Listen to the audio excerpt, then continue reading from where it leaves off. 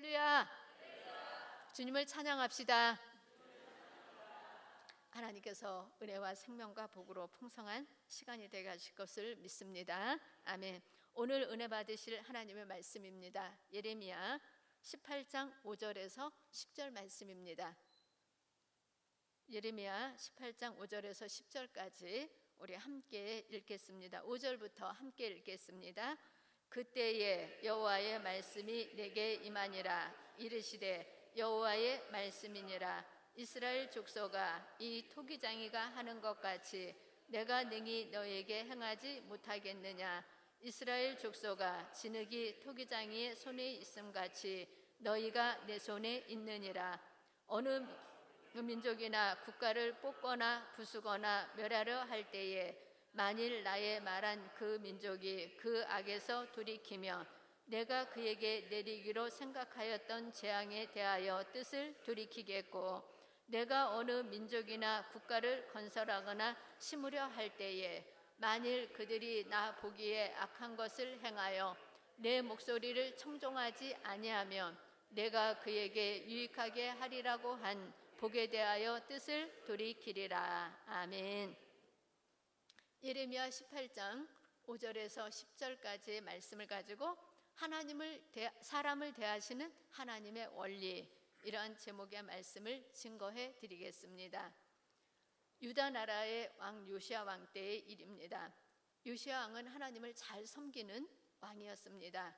그럼에도 불구하고 예레미야 선지자가 그때의 말씀을 전하기를 회개하고 돌이키라고, 그렇지 아니하면 너희를 징계하신다라는 말씀을 전했습니다.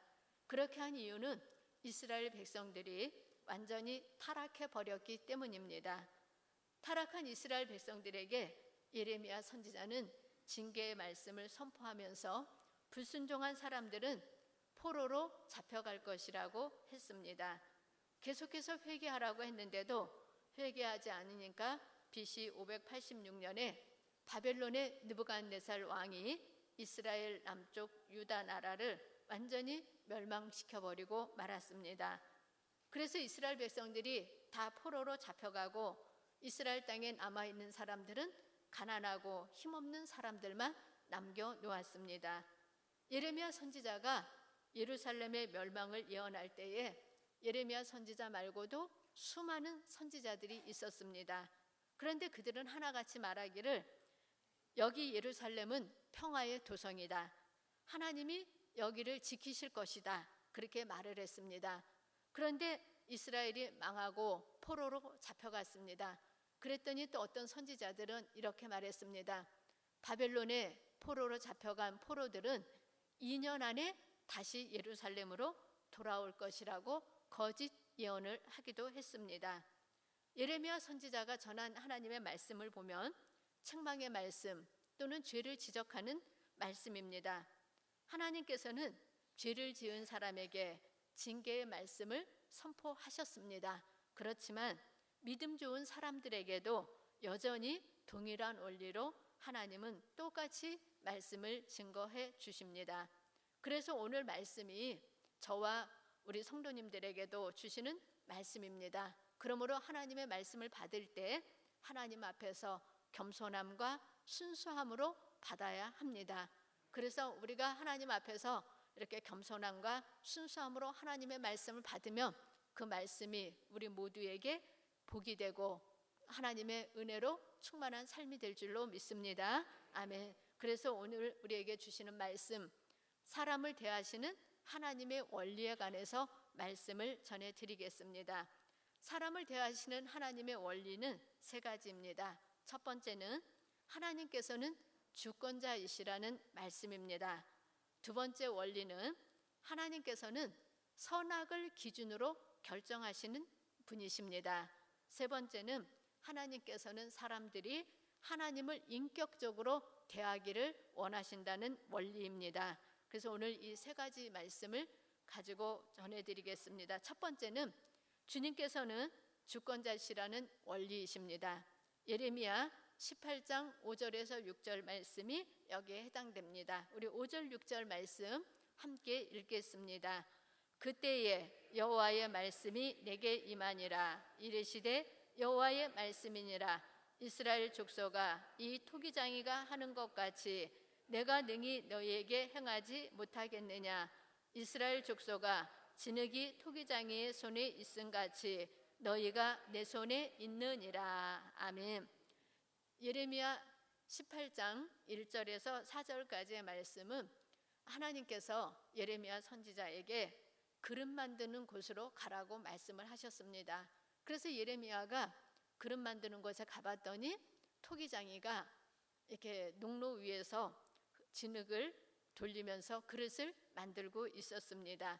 그런데 그 모습을 예레미야가 보니까 토기장이가 마음에 들지 않는 그릇들은 다시 진흙을 뭉개가지고 마음에 드는 그릇을 만드는 것을 보았습니다.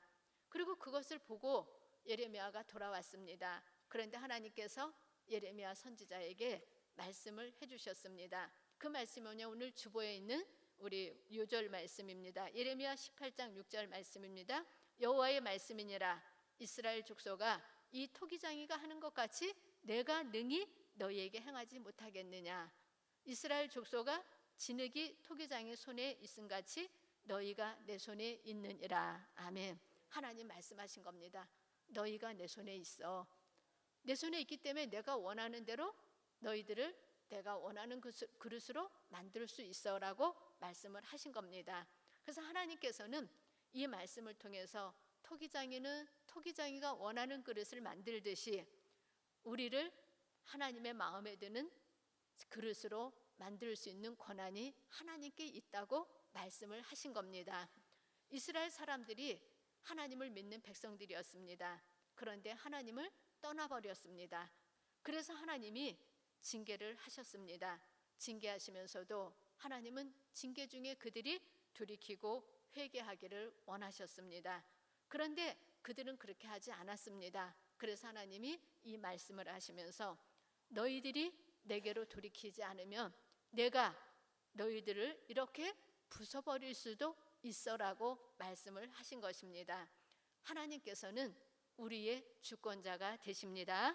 아멘. 주권자라는 말은 하나님이 주인이 되셔서 그 모든 권리를 갖고 계시는 분이시라는 말씀입니다. 모든 권리를 갖고 있으면 그거는 주인입니다. 그래서 우리는 모든 권리를 갖고 있는 분을 주인이라고 부릅니다. 하나님은 온 우주 만물의 주인이십니다. 그리고 우리 인생의 주인이 되시기도 하십니다. 그래서 우리의 생명, 우리의 가진 것, 우리의 목숨, 우리에 있는 그 모든 것이 하나님의 것이라는 사실을 우리에게 말씀해주고 계십니다. 그래서 하나님은 우리에게 있는 모든 것이 네 거 아니야, 내 거야, 이렇게 말씀을 하시는 겁니다. 성경에 다윗 왕을 보면 더 잘 알 수 있습니다. 다윗 왕은 어렸을 때는 집이 가난했습니다. 그런데 그가 군인이 되고 왕이 되고 난 다음에는 전쟁에 나가서 가는 곳곳마다 이겼습니다. 그래서 전쟁에서 이기니까 전리품이 많았습니다. 그래서 전쟁에서 이기니까 전리품이 많아졌는데 전리품이 많아지니까 나라도 부자가 됐고 다윗 왕도 부자가 됐습니다. 그래서 다윗 왕이 하나님의 성전을 짓기를 원했습니다. 그래서 성전 지을기를 원해서 기도했더니 하나님이 너는 안 돼, 너의 아들이 지을 거야. 그랬지만 다윗은 하나님의 성전을 짓고 싶은 마음에서 그 아들이 성전 지을 수 있는 모든 재료를 다윗이 다 하나님께 제공해서 드렸습니다. 그러면서 하나님께 드릴 때 다윗이 그렇게 고백을 했습니다. 하나님께로부터 받은 것 하나님께로 돌려드리는 것뿐입니다 라고 고백을 했습니다. 이것은 모든 것이 하나님의 것이라는 고백인 것입니다. 이것이 하나님을 주권자로 인정하는 참된 믿음입니다. 그래서 우리가 가지고 있는 것 주님께 드린다 할지라도 그것은 내 것이 아니라는 얘기입니다. 하나님이 주신 것 다시 하나님께 되돌려 드리는 것입니다. 그런데 이 말씀을 들으면서도 아닌데, 내가 벌었는데, 내가 자수성가해서 이렇게 부자가 됐는데 그렇게 생각하시는 성도님들도 계실 겁니다. 그렇다면 아직 주님의 주권을 인정하지 않는 겁니다. 그리고 하나님을 하나님으로 인정한 게 아닙니다. 하나님이 주권자라는 말씀을 들었으면 하나님이 내가 너 인생의 주인이다 그러면 우리는 어떻게 해야 돼요? 믿어야 합니다. 그리고 하나님 내가 믿습니다 그렇게 고백을 해야 합니다. 그러면 하나님을 경험할 수가 있습니다. 그 대표적인 인물이 한나입니다. 옛날에는 하나님께서 일부 다처를 허용하셨습니다. 하나님 기쁘신 뜻은 아니지만 하나님이 일부 다처를 허용하니까 아내를 둘씩 셋씩 거느리는 사람들이 있었습니다. 그런데 한나의 남편 엘가나라는 사람도 분인나라는 여자를 아내로 하나 더 두었습니다. 그런데 이렇게 엘가나에게 두 아내가 있었는데 한나에게는 자식이 없었습니다. 결혼해서 아기를 못 낳으면 과학적으로나 의학적으로 여러 가지 원인이 있겠지만 결국은 그것을 결정하시는 분은 하나님이시라는 말씀입니다. 누구나 결혼하면 자연스럽게 아기가 태어나게 되어 있습니다. 그런데 그렇지 못한 사람들도 있습니다. 그래서 기도해야지만 태어나는 사람도 있고 기도해도 태어나지 못하는 경우가 있습니다. 그래서 우리가 이 모든 결정은 하나님이 하시는 거라는 것을 우리가 알아야 합니다. 그런데 한나는 자식을 못 낳으니까 자식 있는 분인나가 한나를 괴롭히고 욕하고 놀렸습니다. 그래서 한나가 너무 괴로웠습니다. 하나님을 믿는 저에게 자식이 없다고 저 분인나가 이렇게 괴롭히고 있습니다. 하나님이 아들 주시면 제가 그 아들 하나님께 드리겠습니다 라고 한나가 기도했습니다. 그런데 하나님이 한나에게 아들을 주셨습니다. 그래서 약속대로 아이가 젖을 뗄 때까지만 키우고 그 다음 어린 나이에 하나님께 드렸습니다. 하나님께 아들을 돌려드리고 나서 한나가 찬송을 했습니다. 어떻게 찬송을 했냐면 하나님만이 주님이십니다 라는 찬송의 고백을 한 겁니다. 그 내용이 사무엘상 2장에 나와 있습니다.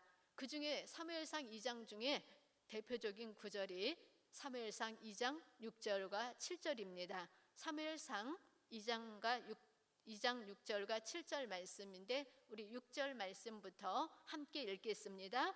여호와는 죽이기도 하시고 살리기도 하시며 수월에 내리게도 하시고 거기에서 올리기도 하시는도다.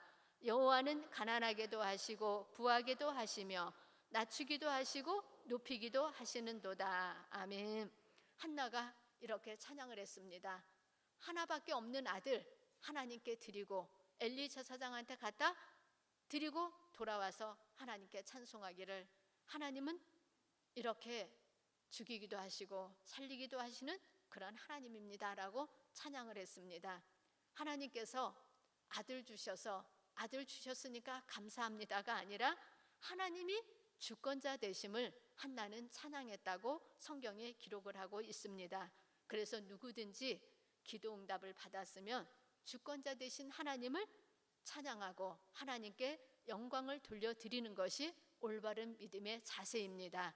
그래서 우리는 우리에게 자식이 있든지 없든지 그것을 결정하신 하나님께 감사하면 그게 축복이라는 것을 아시기를 바랍니다. 아멘. 한나가 평생에 그 마음에 가장 큰 기도 제목이 있었다면 아들 낳는 것이었겠지요. 그런데 한나는 오히려 그것 때문에 기도해서 하나님 살아계심을 경험할 수 있었습니다. 그래서 한나가 찬양한 내용이 오늘 6절 7절 말씀처럼 하나님은 정말 높이기도 하시는 분이십니다. 근데 높이셨을 때 교만하면 낮추기도 하십니다. 또 하나님은 죽은 자를 살리기도 하십니다. 그리고 가난한 자를 부하게도 하시고 부자를 가난하게도 하시는 분이 하나님이시라는 것을 고백을 한 겁니다. 그래서 우리는 우리의 삶이 하나님은 나의 주님이십니다 이러한 늘 고백을 하는 삶이 되어야 될 줄로 믿습니다. 아멘. 그래서 우리가 예수 그리스도를 부를 때 주님이라고 부르지 않습니까? 주님이라고 부르는 건 뭡니까? 예수님은 내 인생의 주인이십니다 라는 고백입니다. 그래서 우리가 예수님이 우리 인생의 주인이 되시면 우리는 원망도 안 합니다. 정말 주님이 내 인생의 주인이시라면 우리는 불평도 하지 않습니다. 한나가 바로 그런 믿음이었습니다. 자식이 있든지 없든지 원망하거나 불평하지 않았습니다. 그래서 한나는 자기가 마음의 소원, 아들 하나 낳고 싶어서 울면서 기도할 때도 하나님께 내 신세야 원망하지 않았습니다. 오히려 하나님께 감사하면서 자기의 소원을 아뢰어 드렸습니다. 하나님의 주권을 인정하면서 말씀을 드린 것입니다. 그래서 우리도 한나처럼 하나님 앞에 우리가 믿음이 있고 하나님을 섬기는 사람이라 할지라도 자식 문제뿐만 아니라 여러 가지 어려움을 당할 수도 있다는 얘기입니다. 그러나 그 어려움들이 하나님을 체험할 수 있는 기회라는 것을 믿으시기를 바랍니다. 아멘. 그래서 첫 번째 말씀은 하나님은 주권자이시라는 말씀입니다. 모든 것은 하나님이 마음대로 할 수 있으십니다. 그런 하나님의 권한을 인정해야 믿음입니다. 이것을 인정하지 않으면 하나님을 믿는 게 아닙니다. 그래서 하나님의 주권을 믿고 의지한다는 말은 내가 무엇을 먹든지 마시든지 다 하나님이 주셨습니다라고 고백하는 것입니다. 그리고 하나님의 뜻이 무엇인지를 알려고 힘쓰는 것이 하나님의 주권을 인정하는 것입니다. 그러므로 우리 성도님들은 주님 안에서 우리가 진짜 먹든지 마시든지 또는 우리가 어떤 상황에 있든지 간에 하나님께서 그렇게 주관하실 수 있는 주권자라는 것을 인정하셔서 하나님의 도우심을 받는 그런 삶이 되시기를 바랍니다. 아멘. 두 번째 말씀입니다. 두 번째는 하나님께서 선악을 기준으로 결정하신다는 원리입니다. 예레미야 18장 7절에서 8절 말씀입니다. 예레미야 18장 7절 말씀, 8절 말씀, 두 절 말씀을 읽겠습니다. 내가 어느 민족이나 국가를 뽑거나 부수거나 멸하려 할 때에 만일 나의 말한 그 민족이 그의 악에서 돌이키면 내가 그에게 내리기로 생각하였던 재앙에 대하여 뜻을 돌이키겠고. 아멘. 하나님은 전지전능하신 분이십니다. 그리고 마음대로 할 수 있는 주권자이십니다. 그래서 어느 민족이나 국가나 개인이나 가정이나 사업이나 하나님께서 결정하실 수 있다는 것을 말씀하신 겁니다. 하나님께서는 그 모든 것을 결정할 수 있는 주권이 있는 것입니다. 이것을 믿는 것이 믿음입니다. 주권자이신 하나님께서는 결정하실 때 선악을 기준으로 결정을 하십니다. 우리 하나님 앞에 다시 고백하겠습니다. 하나님께서는 선악을 기준으로 결정하십니다. 맞습니다. 사람이 천국 가고 지옥 가는 것, 이 땅에 살면서 행복하고 불행한 것, 이 모든 것은 선악을 기준으로 하나님이 결정을 하십니다. 그래서 말씀하시기를 내가 어느 민족이나 국가를 뽑거나 부수거나 멸하려 할 때에, 이렇게 말씀하신 것은 그 민족이 악하기 때문에 하나님이 그렇게 심판을 하시는 거라고 말씀을 하신 겁니다. 어느 민족을 하나님이 멸하시는 것, 그거 하나님이 그 민족이 악하기 때문이라고 말씀하십니다. 그러므로 하나님은 사람과 나라와 국가와 개인과 직장, 가정, 이 모든 일을 선악으로 기준을 삼아서 판단하셔서 심판도 하시고 세우기도 하시고 복을 주시기도 하시고 멸하기도 하신다고 말씀을 하신 것입니다. 많은 사람들은 자기 멋대로 살면서 행복하기를 원합니다. 그리고 가족이 행복하기를 바랍니다. 또 나라가 행복하기를 바랍니다. 그런데 개인의 행복은 그 개인에게 달려 있습니다. 가족의 행복은 그 가족의 구성원들에게 달려 있습니다. 그리고 나라의 행복은 그 나라 국민에게 달려 있습니다. 지금 우리나라를 보면 쉽게 이해할 수 있습니다. 국민이 선택하면 그 선택한 결과를 받는 겁니다. 그래서 우리는 여기서 알아야 될 게 있습니다. 하나님은 말씀하시기를 하나님이 기준이 되시는데 그 악에서 떠나면 하나님은 그 사람들 하나님이 돌이켜 주신다고 말씀하셨습니다. 그런데 악한 사람들이 악하게 계속 가면 그 악한 자들을 하나님이 관리하는 자의 손에 맡기신다고 하셨습니다. 악한 자는 누가 관리합니까? 하나님이 관리하십니까? 아닙니다. 악한 자는 마귀가 관리합니다. 선한 자는 절대 악하게 행동 못합니다. 선한 사람 보고 누구 가서 해치꼬지 하라 그러면 잘 못합니다. 그런데 악한 자들은 쉽게 합니다. 그 말 바로 하나님께서는 우리가 악을 선택하고 악한 것을 선택해서 나가게 되면 그 악을 행하는 사람들은 하나님께서 마귀의 손에 맡겨두신다고 말씀을 하신 겁니다. 그래서 마귀는 환경적으로, 육신적으로, 정신적으로 여러 가지 고난을 가지고 와서 사람들을 징계를 하는 겁니다. 하나님께서 타락한 마귀에게 그런 일을 맡기신 것은 각자가 행한 대로 받게 하시는 것이 하나님의 뜻이기 때문이라고 말씀을 하신 것입니다. 사람이 아무리 악해도 하나님은 그 사람이 심은 만큼만 거두게 하시지 오히려 10배, 30배로 그 악을 거두게 하시지는 않습니다. 그래서 하나님께서는 심은 대로 거두게 하시는 하나님이시라는 것을 우리가 기억을 해야 되겠습니다. 그래서 갈라디아서 6장 7절 말씀 보면은 이렇게 말씀하고 있습니다. 스스로 속이지 말라. 하나님은 업신여김을 받지 아니하시나니 사람이 무엇으로 심든지 그대로 거둔다고 말씀하셨습니다. 우리가 생활에서 불행이 거두어진다면 그거는 분명코 불행의 씨앗을 심었기 때문에 불행이 거두어지는 것입니다. 그래서 우리는 이 땅에 사는 동안에 우리가 주님을 바라보고 살아야 합니다. 주님을 바라보고 살아야지만 기뻐할 수 있습니다. 주님을 바라보고 살아야지만 우리가 기도할 수가 있습니다. 세상 것 바라보면 원망하고 불평하게 됩니다. 그리고 우리가 주님만 바라봤을 때 우리가 범사에도 감사할 수 있는 것입니다. 그런데 우리가 삶을 살아가면서 기도도 못하고 감사도 안 나오고 기뻐하지도 않는다면 이 모든 일은 회개할 일입니다. 그래서 우리가 우리 자신을 점검할 때 내가 기뻐하지 않고 있다 그러면 뭐하고 있어야 되는 거예요? 회개할 일이 있다는 말씀입니다. 그리고 우리가 주님 안에서 회개하면 하나님이 다시 기쁨을 주시고 감사할 수 있게 하시는 것입니다. 그러므로 우리는 주님 안에서 정말 하나님이 기뻐하시는 그러한 일들만, 기뻐하시는 생각들만, 하나님 기뻐하시는 마음의 상태를 가지고 있어야 될 줄로 믿습니다. 아멘.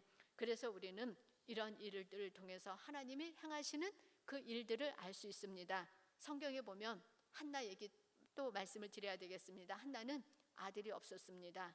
그런데 한나는 아들이 없어도 감사했습니다. 그런데 그는 하나님께서 내가 너에게 아들 안 줄 거야 그렇게 말씀하셨어도 그는 감사했을 겁니다. 그런데 한나는 하나님께서 그런 말씀을 주시지 않았기 때문에 기도한 겁니다. 하나님, 저에게 아들 주시면 제가 그 아들 하나님께 드리겠습니다.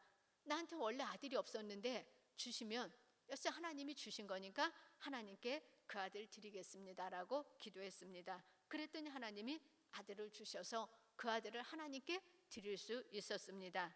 이것은 거래가 아닙니다. 하나님은 아들이 없는 게 하나님이 뜻이면 감사함으로 받고 있었습니다. 그런데 하나님이 아들을 주시자 그 아들을 하나님께 돌려드렸습니다. 이것이 서원의 가장 기본적인 자세입니다. 하나님은 하나님하고 거래한 건 아닙니다. 하나님이 이것 주시면 제가 이렇게 하겠습니다가 아니라 원래 하나님 것이니까 하나님이 주시면 나는 없어도 되니까 주신 거 다시 하나님께 드리겠습니다라고 말씀을 드리고 주신 아들을 다시 하나님께 되돌려 드린 것입니다. 그러자 한나의 마음속에 하나님이 기쁨도 주셨고 또 하나님은 그것을 기뻐하셔서 한나에게 복을 주셨는데 3명의 아들과 2딸을 하나님이 더 주셨습니다. 그래서 사무엘을 드리고 난 다음에 한나는 5명의 자녀를 더 낳게 되었습니다. 하나님께 거래하지 아니하는 순수한 믿음이었기 때문에 그렇게 응답을 받을 수 있었다는 말씀입니다. 2번째 말씀은 하나님은 선악을 기준으로 결정하시는 하나님이시라고 말씀을 드렸습니다. 그래서 우리는 늘 고백하기를 하나님은 높으신 분입니다. 하나님은 저희의 주권자이십니다. 그리고 하나님은 선악을 기준으로 판단하시는 하나님이십니다 라고 이렇게 늘 고백하시기를 바랍니다. 아멘. 그러면 하나님께서 우리에게 말씀을 주십니다.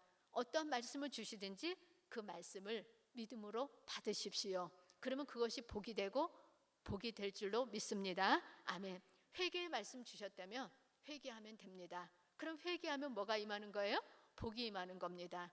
근데 또 복 받는 말씀 주셨으며 아멘하고 그 복 받아서 주께 드리고 나누며 베풀며 사용하면 되는 것입니다. 그러므로 우리는 이 모든 일에 하나님은 하나님 마음대로 결정하시지만 그냥 결정하시는 게 아니고 선악을 기준 삼아서 결정하시는 하나님이시라는 것을 기억하시기를 바랍니다. 아멘. 세 번째 말씀입니다. 하나님께서는 사람들이 하나님을 인격적으로 대하시기를 원하십니다.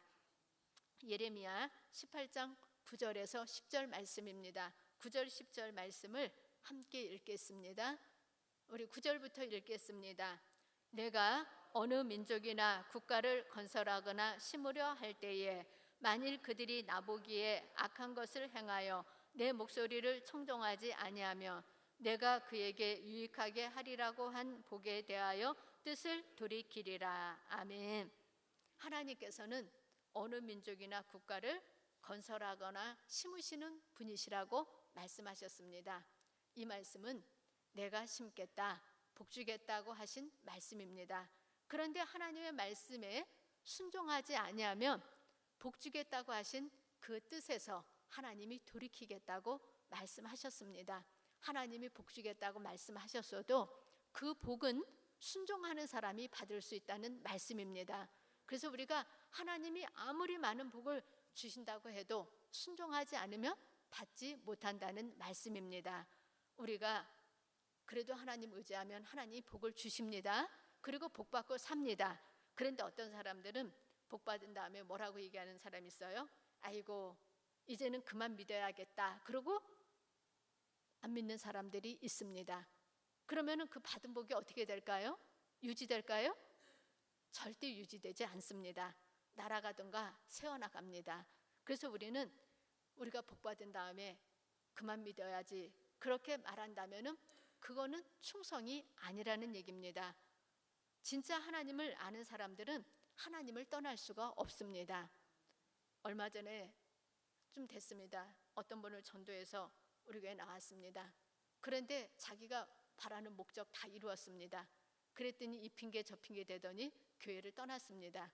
근데 보니까 교회를 그전에는 뭐 자기 변함없이 예수 믿는다고 그랬는데 떠나버렸습니다. 그런데 나중에 보니까 다시 원래 자기가 섬기던 우상 숭배하는 일로 되돌아가 버리고 말았습니다. 이런 걸 보고 하나님을 이용하는 거라고 말하는 겁니다. 내 목적이 이루어지니까 이제는 복 그만 받아도 돼. 이제 다 됐네? 이제는 그만 믿어야지 하고 떠난 겁니다.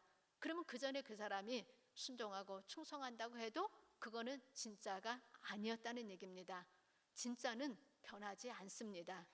그래서 하나님은 우리에게 원하시는 게 그겁니다. 하나님을 이용하지 말아라.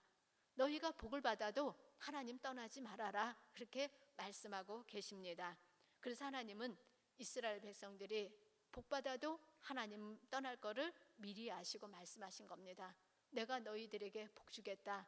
이 나라를 심어주겠다. 세워주겠다. 그렇게 말씀을 해도 너희들이 불순종하고 떠나면은 내가 그 복을 취소하겠다고 말씀을 하신 겁니다. 이 말씀은 이스라엘 백성들에게만 해당되는 게 아닙니다. 지금 예수 믿고 살고 있는 우리 모두에게도 해당되는 말씀이라는 것을 기억하셔서 하나님 앞에 하나님이 복 주셨을 때 더 주님을 섬기는 우리 성도님들이 되시기를 바랍니다. 아멘. 이스라엘의 남쪽 유다가 망했습니다. 근데 망할 때 사람들이 전쟁 났으니까 피해서 도망간 사람이 몇 사람이 있었습니다. 그 사람들이 예레미야 선지자를 찾아왔습니다. 그리고 말하기를 여태까지 우리가 불순종했고 거짓 선지자를 따랐기 때문에 우리나라가 망했습니다. 이제는 하나님의 말씀대로 살겠습니다.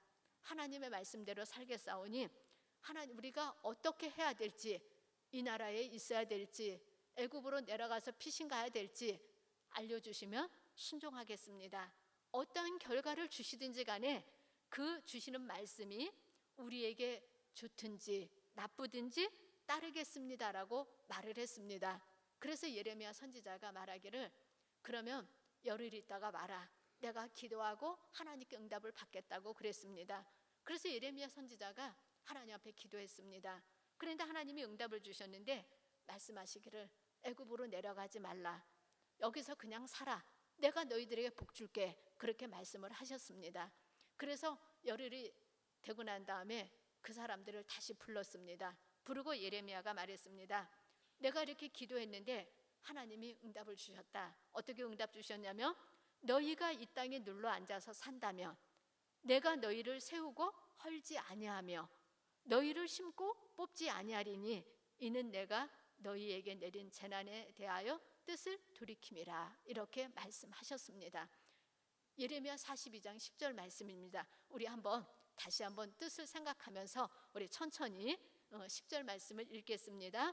너희가 이 땅에 눌러 앉아 산다면 내가 너희를 세우고 헐지 아니하며 너희를 심고 뽑지 아니하리니 이는 내가 너희에게 내린 재난에 대하여 뜻을 돌이킴이라. 아멘. 하나님이 징벌하셨는데도 얘네들 돌이키겠다고 말씀하시니까 하나님이 이렇게 말씀해 주셨어요.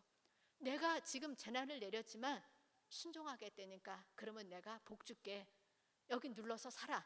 애굽 내려가지 마. 여기 망했어도 망한 이 나라에 살아. 그러면 내가 세워줄게. 내가 뽑지 않을게. 이렇게 말씀하신 겁니다. 예레미야 선지자가 그 사람들에게 이 말을 전해주면서 덧붙여서 한 얘기가 있습니다. 이렇게 얘기했습니다. 너희들이 분명히 나한테 말하기를 우리의 생각에 좋든지 안 좋든지 막론하고 순종하겠습니다. 따르겠습니다. 너희가 그렇게 하지 않았냐? 그런데 하나님이 이렇게 말씀하셨다.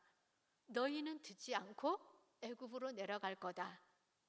너희들의 마음속에 있는 거 너희들이 스스로 속인 거다. 하나님은 그렇게 말씀해 주신 거예요. 그게 예레미야 42장 20절 말씀입니다. 그래서 예레미야가 그 얘기한 거야. 너희들이 순종하겠다고 했지만 너희들은 애굽으로 내려갈 거야. 불순종할 거야. 그렇게 하나님이 말씀하셨다고 그 말을 전해준 겁니다. 이 말씀은 뭡니까? 하나님은 우리의 현재도 잘 아십니다. 그런데 우리의 미래도 더 잘 알고 계십니다. 그러지만 지금 우리의 마음도 알고 계시는 분이 하나님이시라고 말씀을 하고 계시는 것입니다. 그래서 우리는 오늘 이 말씀을 통해서 알아야 될 게 우리가 또 이스라엘 사람들이 말씀대로 순종하겠습니다 라고 말을 했어도 순종하지 않으면 그게 무슨 소용이 있겠느냐고 우리에게 말씀하시는 겁니다. 다시 바꿔 말하면 순종해야 그 약속이 이루어진다는 말씀입니다. 그러므로 우리 성도님들은 하나님 앞에 순종하시기를 바랍니다. 그리고 우리에게 주시는 말씀이 우리가 듣기에 좋은 말씀이든지 우리가 듣기에 안 좋은 말씀이든지 감사함으로 받으면 복이라고 말씀하셨으므로 하나님의 말씀에 순종하는 우리 모두가 되도록 하십시다. 아멘. 우리가 진실로 충성한다면 그거는 바꿔질 수가 없습니다. 진실로 믿는 사람은 변절되지 않는다는 말씀입니다. 그래서 하나님은 우리가 순수하기를 원하시고 순수하게 인격적으로 하나님을 대하기를 원하시는 겁니다. 그래서 에베소서 6장 24절 말씀에 우리 주 예수 그리스도를 변함없이 사랑하는 모든 사람에게 은혜가 있을지어다 라고 말씀하셨습니다. 이 말씀은 변함없이 사랑하는 사람에게, 스스로 속이지 않는 사람에게, 순수하게 하나님을 인격적으로 대하는 사람에게 은혜가 있겠다고 말씀을 하신 겁니다. 그러므로 우리 성도님들은 변함없이 주님을 사랑하셔서 하나님의 그 은혜가 주님 오시는 그날까지 삶 속에 넘치시기를 바랍니다. 아멘. 세 번째 말씀은 하나님께서는 모든 사람들이 인격적으로 순수하게 행하시기를 원하신다는 말씀입니다. 하나님은 인격적이신 분이시기 때문에 우리가 인격적으로 하나님을 대해드리면 하나님께서는 따라하겠습니다. 끝까지 우리를 붙들어 주십니다. 아멘입니다. 그리고 하나님은 말씀에 순종하는 사람에게 기도응답 주시고 치료해 주시고 복받게 해주신다고 말씀하셨으므로 이 말씀을 믿으시고 문제마다 해결받는 우리 성도님들 되시기를 바랍니다. 아멘. 하나님 말씀 다 전해드렸습니다. 사람을 대하시는 하나님의 원리 세 가지 말씀드렸습니다. 하나님은 우리 모든 것의 주권자가 되신다라는 말씀입니다. 또 하나님은 모든 것을 결정하실 때 선악을 기준으로 결정하신다고 말씀드렸습니다. 세 번째는 하나님께서는 인격적이신 하나님이시기 때문에 우리가 하나님을 인격적으로 대하기를 원하신다고 말씀을 드렸습니다. 우리 오늘 이 말씀을 생각하시면서 하나님 앞에 기도하실 때 하나님 정말 우리가 하나님 앞에 영광 돌리기 원합니다. 우리가 하나님의 주권을 인정하지 못했다면 하나님 그거 회개합니다. 또 우리가 하나님 기준으로 살지 못했다면 하나님 기준으로 살지 못한 거 회개하고 또 하나님께 우리가 충성하되 인격적으로 하나님을 대하지 못했다면 그런 것들을 돌이켜서 회개하면 하나님께서 오히려 하나님께 회개하는 우리 모든 기도에 하나님 응답 주시고 복 주셔서 우리의 삶의 목적이 하나님께 영광이 되고 우리의 삶 속에 하나님의 복이 임하게 하실 줄로 믿습니다.